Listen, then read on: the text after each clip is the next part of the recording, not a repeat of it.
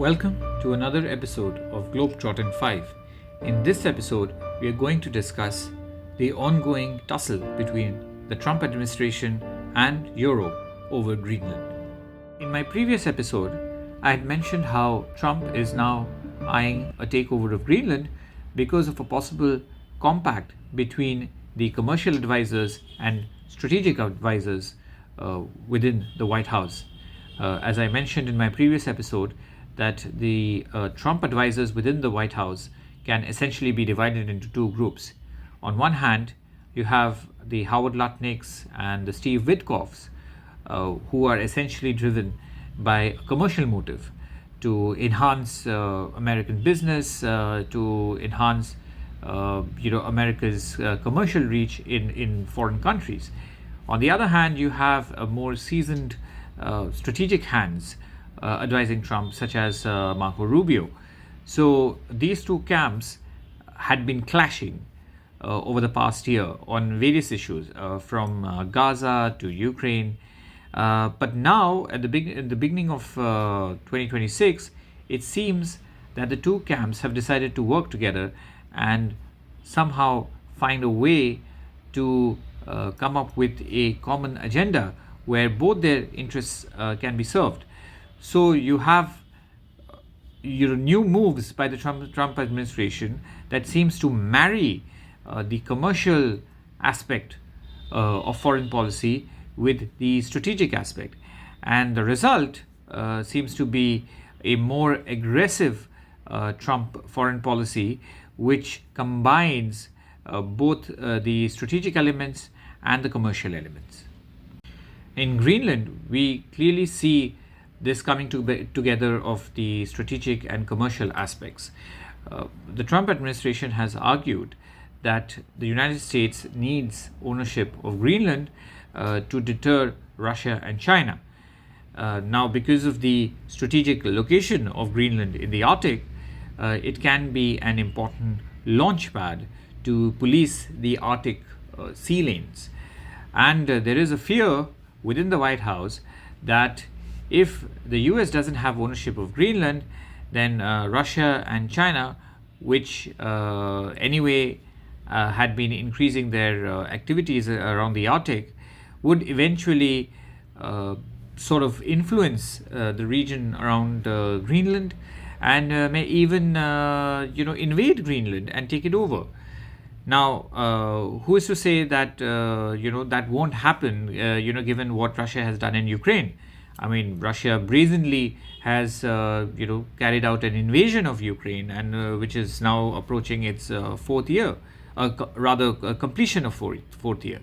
So so who is to say that Russia and China in future won't invade and take over this strategic piece of land in the Arctic, which, by the way, is huge and vast and has a very small population of 56,000 people.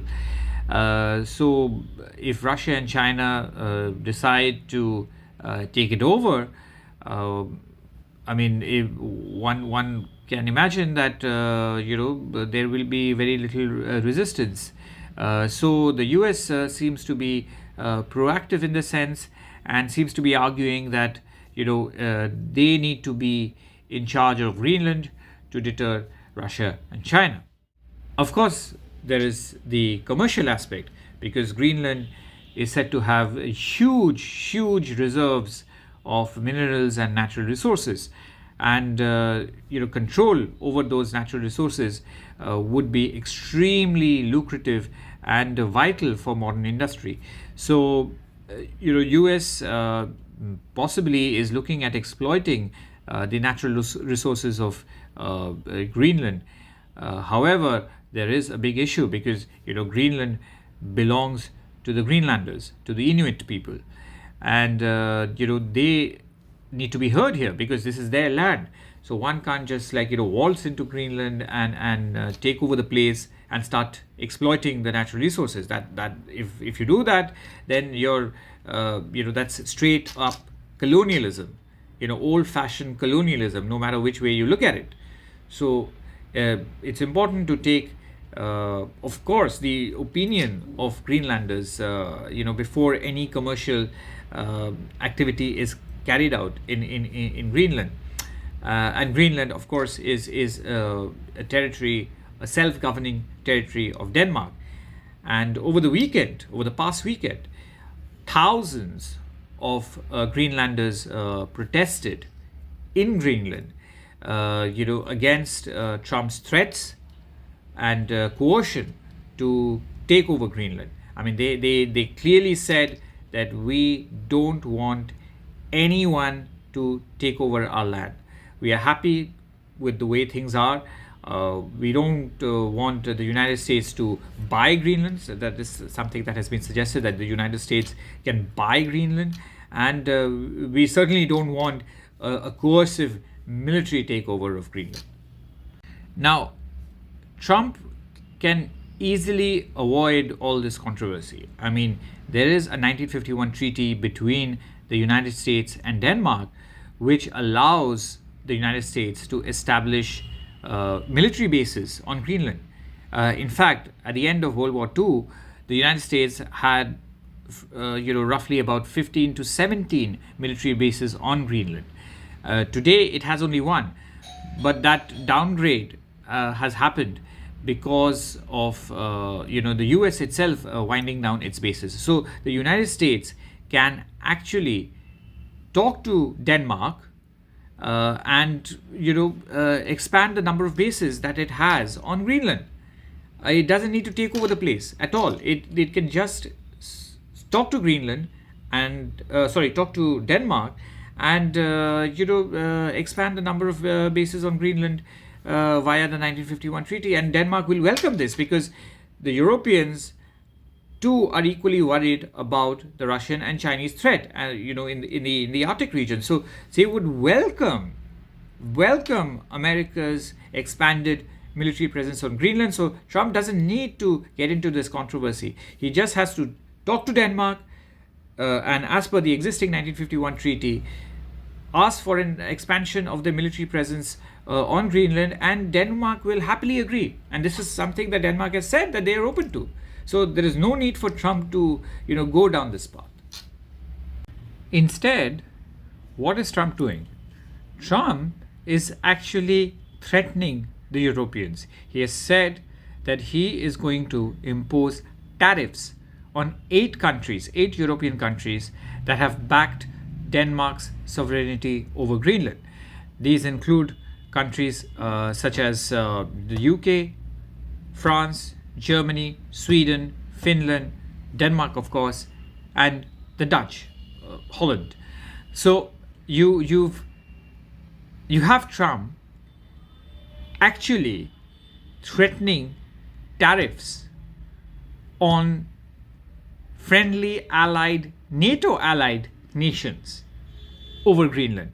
Because what he said is that he is going to have Greenland one way or another. And those who oppose him, like these European countries, they are going to get tariffed. And the tariffs kick in on February 1. It's going to be 10% on February 1. And if these countries don't go along with Trump on Greenland and hand over Greenland to the US, then they're going to escalate. I mean, the United States is going to escalate the tariffs, and it will go up to 25% by June.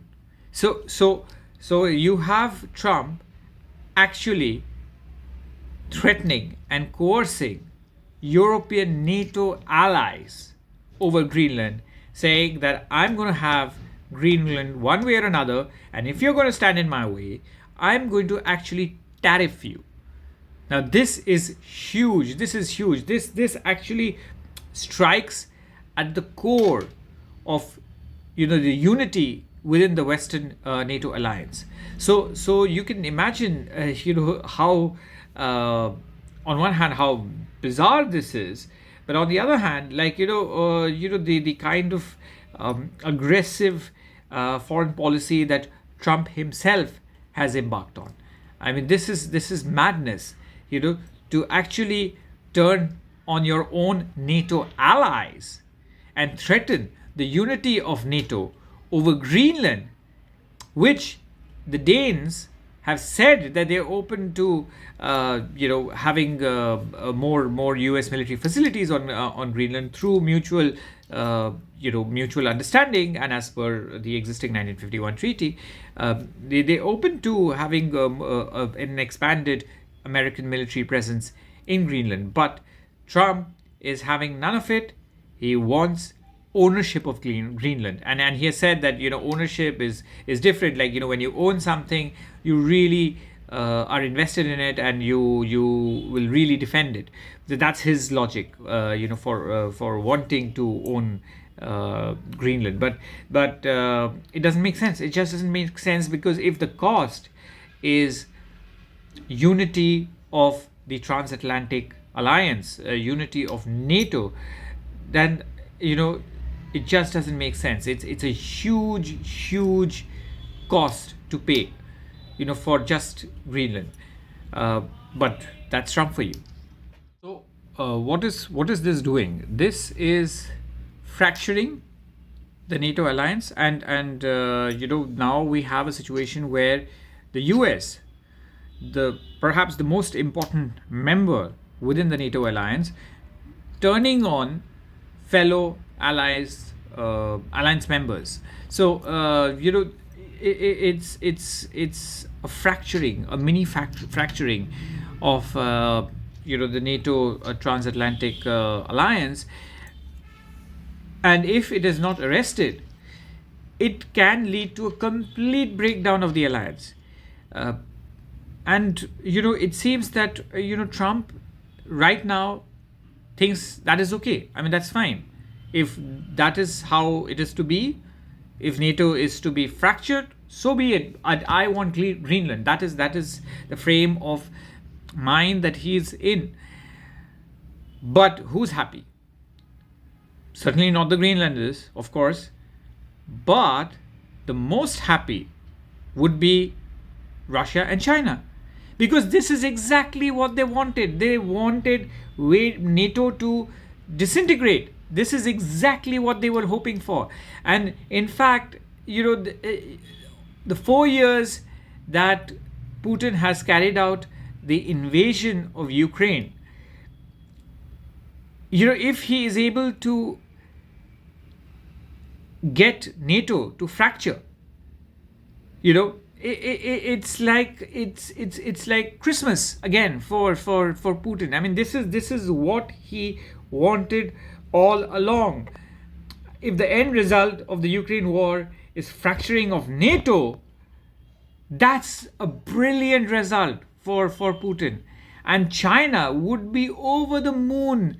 I mean, in one stroke over Greenland, if the NATO alliance can disintegrate, it would prove that the alliance was always a paper tiger, and that the Chinese and the Russians can pretty much do what they want, because the US is now in this isolationist mode and doesn't care about its alliance system, which, by the way, the alliance system is what made America the modern day superpower. I mean, it is what gave America the strategic depth, the military depth, the strategic reach across the world. That is what made America a colossus. And if the NATO alliance, the Western alliance, is going to disintegrate over Greenland, that's like, winning the lottery winning the jackpot for Putin and Xi Jinping. And they will be over the moon over this. And I'm 100% sure they're already working on exacerbating the divide between the Europeans and the Americans on Greenland. I mean, they are going to play their psychological games. They, through cyber misinformation, disinformation, influence operations, they're going to go full on to exacerbate the divide between the Europeans and the Americans over this, so that the NATO alliance crumbles over Greenland. I mean, this is huge. I mean, the opportunity that Russia and China will sense here is massive, and for the Europeans, this is like a huge body blow, a huge body blow. Uh, and if the Americans are to leave NATO, that would be a real body blow uh, for the Europeans, and it would completely change the strategic equations in Europe. However, as I say, there is opportunity in every crisis, and this crisis, while it is brewing, is not, um, let's say, fatal. It's still not fatal. So there is a way to negotiate out of this and emerge stronger. The Europeans, now what the Europeans have done so far, the Europeans have done the wise thing and quickly deployed some troops to Greenland. The Danes have said that they are going to expand their military presence on Greenland, and they're going to have a more permanent military presence there. France, Germany, UK, they're all sending token troops to Greenland. That's good. They're moving first. So once you're on Greenland, it complicates things for the United States, because it will deter them from actually physically taking over Greenland. So because then they'll have to engage with European troops, and that's of course that's like absolutely catastrophic, and that one hopes is not what's going to happen. So that's good on the part of the Europeans. But the Europeans should also see this as a wake up call, because for a long time within the NATO alliance, it is America that has done the heavy lifting. And it's time that the Europeans step up. They need to invest more in defense, take their defense more seriously. The days of the days of relying on American muscle alone is over. You have to realize, the Europeans have to realize that they can't just have this grand welfare state, with fantastic social benefits, social security, and you gut the military and gut your defense. No, that's not going to happen. So you have to recalibrate. You have to spend more on defense. You have to step up. The Russian threat is real. The Chinese threat is even more complicated. The Americans are not going to as I say, quarterback you. They're not going to carry you. Europe has to step up and has to be a co-equal member of NATO. All European countries have to be co-equal members of NATO. You can't just rely on American muscle anymore. So this is a good thing. This is something that many have argued for a long time. So this is good. So this is an opportunity. The Greenland crisis is an opportunity to for the Europeans to get their act together. So that's number one. Number two, maybe there is a way to talk to Trump and sort of redirect his focus. The real threat again is Russia, it's China, and Trump, I don't think ever sort of has his opinions cast in stone. So there is a way to kind of, I think, for the Europeans to redirect his attention, redirect his focus on the real threats posed to Europe and the international order, which is Russia and China. It can be done. What needs to be avoided, however, is any kind of escalation or dare I say conflict over Greenland, because perhaps a part of Trump is angling for that. He's angling for some sort of a conflict over Greenland, maybe a mini one, so that he has an excuse to possibly postpone or cancel the midterm polls in the US later this year. That is what the buzz is. That is what many people are saying. Call it conspiracy theory, but this is what people are saying in hushed voices, that perhaps Trump is looking for a small conflict over Greenland so that he can cancel or postpone the midterm polls, because his numbers are not looking good right now, and the Republicans are heading for a drubbing in the midterm polls. However, the midterm polls are still some time away. It's later in the year. So yeah, the Europeans should do everything to to turn Trump's focus without escalating the situation. So finally, I go back to what's strategically important for Europe here. Number one, do not escalate things over Greenland. Number two, do not push US away completely. Yes, Europe can play some cards. It has, it can play the trade card. There are so many American military bases in Europe that can be used as a leverage in negotiations with Trump. So there are many cards that Europeans can play, but don't escalate things and don't alienate the US.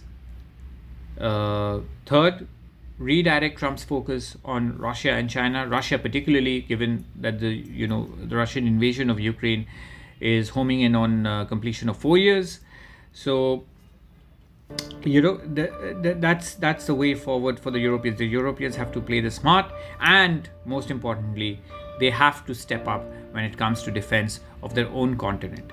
They can no longer afford to be slack about this. They have to do the heavy lifting, and they have to present themselves as a co-equal member of NATO. Hope that happens. With that, I would like to end this episode of Globetrotter 5. See you in the next one.